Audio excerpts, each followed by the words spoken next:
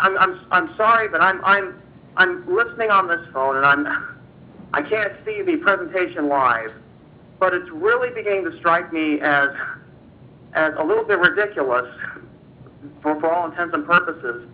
First of all, you want to send truck traffic down 183rd Street. I understand the situation with Waverly Road, but we have been hearing from residents for the last 2 years about their fears that truck traffic, and actually realized fears, the truck traffic is diminishing their quality of life in that part of town. It's a residential neighborhood.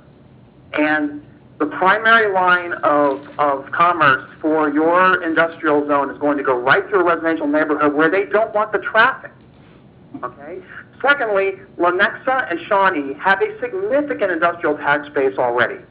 They have done a very good job up until now with diversifying their tax base without giving away the farm, but with 50% abatements, and that's given them some flexibility in order to be able to pursue more aggressive industrial development. Gardner has no such flexibility. That's my comment. That's my opinion. But I'm not liking necessarily the tone of the letter that was sent to the city administrator, nor in this presentation where we're being told that a 75% tax abatement is the only way that this is going to be accomplished, and it's a take it or leave it proposition. And I'm really having a hard time with that.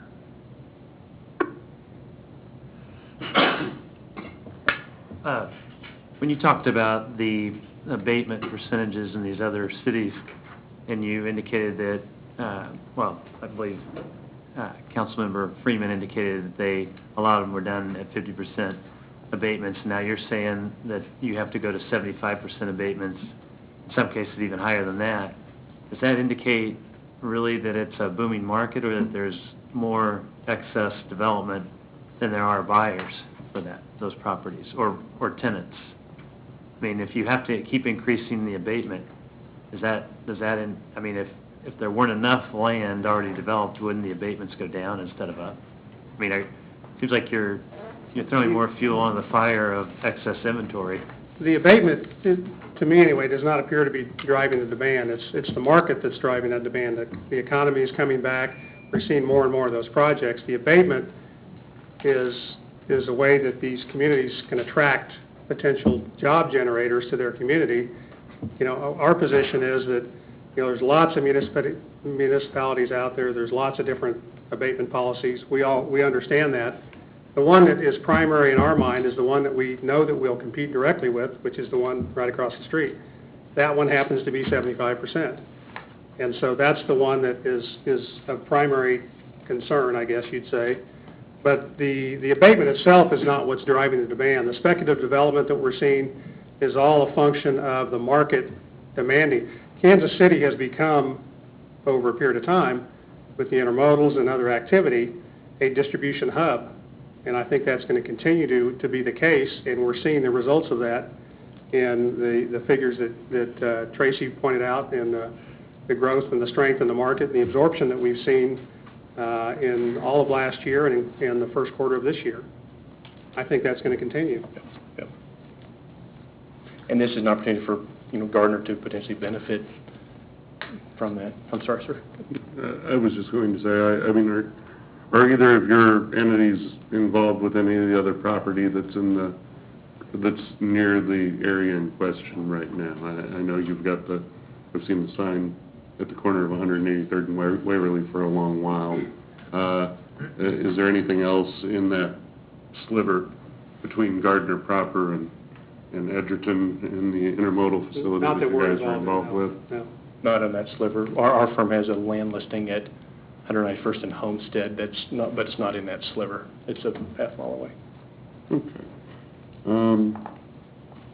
Go ahead. Yeah. I guess I have a question and then just a statement. But and this is probably more for staff.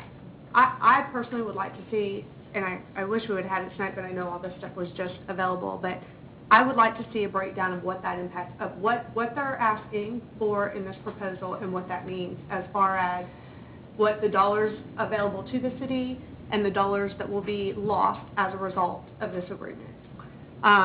To me, this is about payback.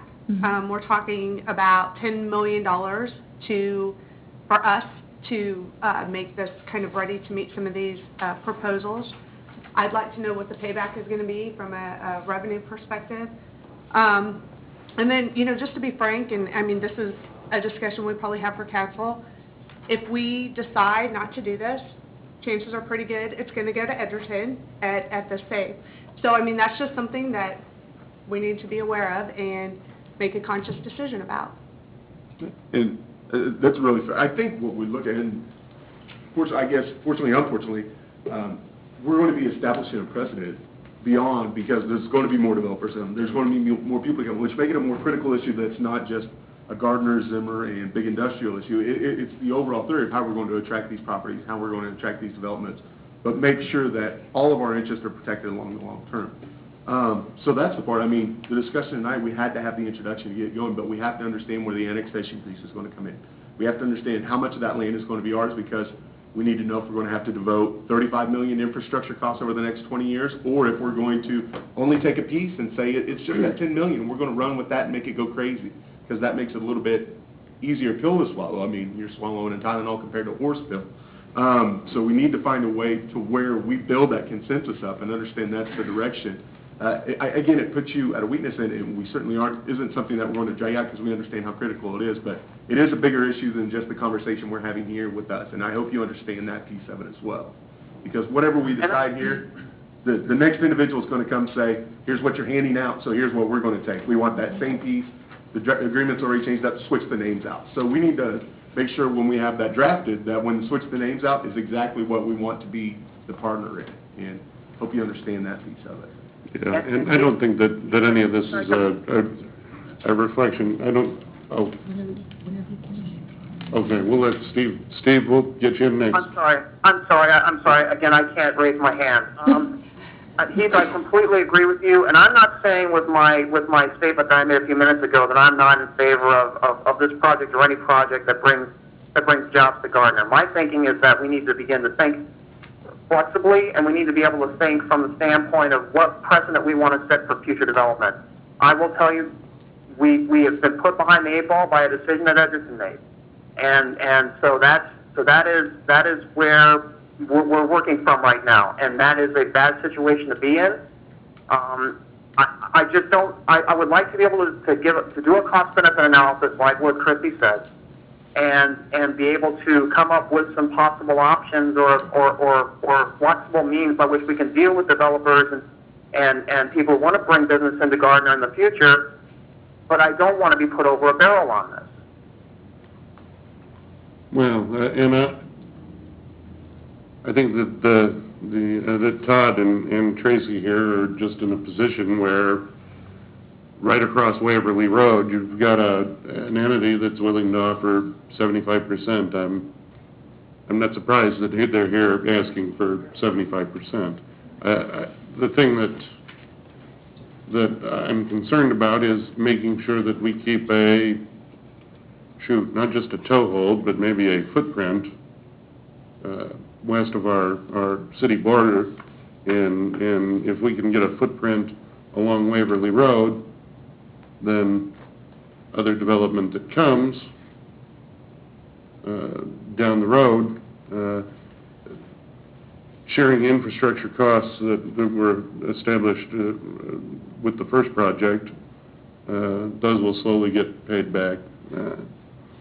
I don't like speculation, but I see it coming, and I think that Christie and Heath have made good points, and we've got some discussions to have with Edgerton about our annexation border with them as well, and I think that we can get those worked out. We're remiss in having accomplished that,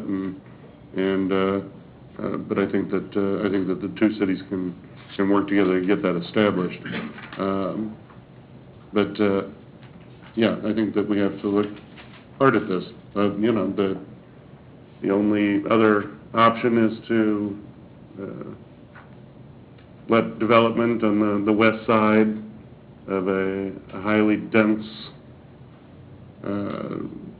residential area go to another entity that doesn't have any residential on the east side of the project, so, I think